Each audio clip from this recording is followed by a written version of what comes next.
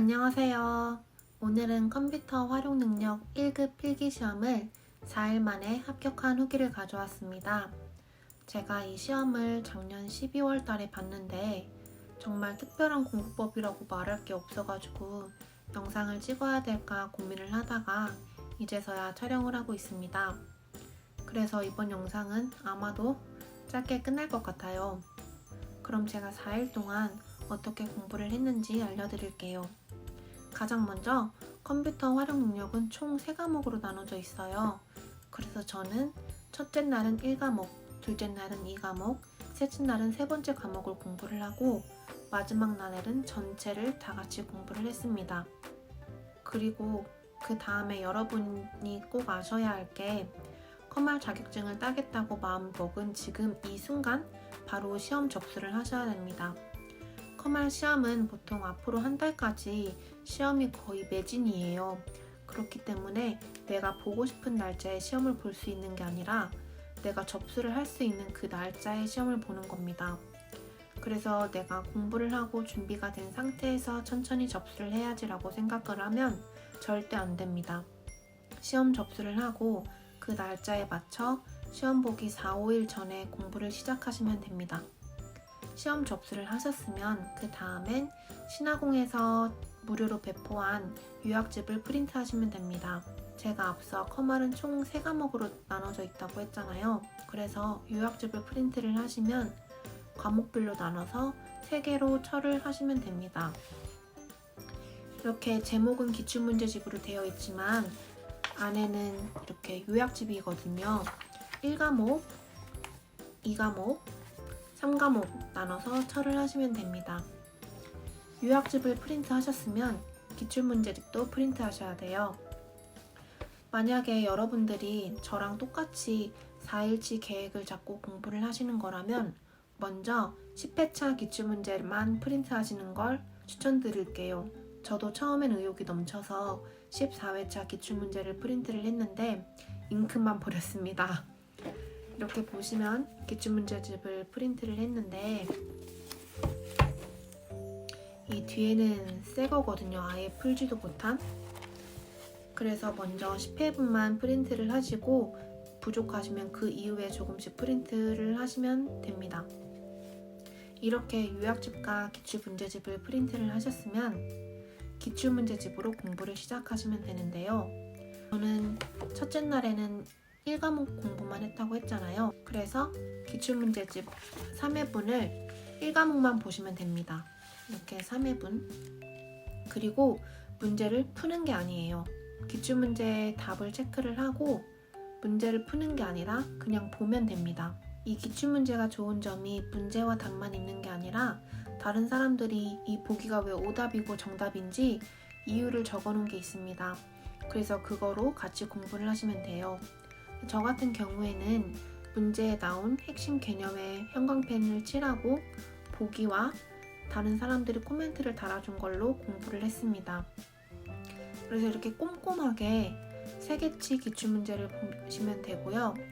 이걸 보실 때 이걸 다 외워야지 라는 생각으로 보시지 마시고 이런 개념이 나오는구나, 이런 내용이 있구나, 이래서 이게 오답이구나 라는 걸 그냥 머릿속으로 기억만 하시면 됩니다. 그래서 이렇게 3개치 기출문제를 보셨으면 그 다음에 요약집을 보시면 됩니다. 그래서 저는 첫날에 3개치 기출문제 1과목만 보고 그 다음에 1과목 요약집만 봤습니다. 이렇게 되면 2일차, 3일차를 어떻게 공부했는지 예상이 되시죠? 제가 3개치 기출문제를 1과목만 풀었으니까 2과목, 3과목은 안 풀려져 있는 거잖아요. 그래서 이틀치에는 2과목을 보고 2과목 요약집을 봤습니다. 그리고 3일차에는 3과목 기출문제를 3회차 보고 3과목 요약집을 봐주었습니다. 이렇게 기출문제를 먼저 보고 요약집을 보면 장점이 요약집을 조금 효율성 있게 공부를 하게 돼요. 처음부터 요약집을 보면 너무 방대한 내용에 이걸 어떻게 다 외우지? 라는 생각이 먼저 드는데 기출문제집을 보고 요약집을 보면 중요한 개념과 그렇지 않은 개념이 분리가 됩니다. 그리고 기출문제를 3회치를 풀다 보면 반복되는 개념이 계속 나오는데 요약집을 보면서 이 개념은 여러 번 반복됐던 내용이니까 조금 더 꼼꼼하게 암기를 해야겠다라는 생각이 들고 기출문제집에서 보지 못했던 내용이 있으면 조금은 가볍게 넘어갈 수 있습니다. 그래서 기출문제집을 왜 3회치를 보라고 했냐면 3회치를 보면서 반복되는 내용과 아예 나오지 않는 내용이 있어요. 그래서 그거를 거르기 위해서 기출문제집을 3회치를 푸는 거를 저는 추천을 드립니다. 이렇게 3일 공부를 했으면 마지막 날에는 저는 기출문제 6회차를 풀었습니다. 이것도 푼 게 아니죠. 답을 체크를 해놓고 꼼꼼하게 읽어주면 됩니다.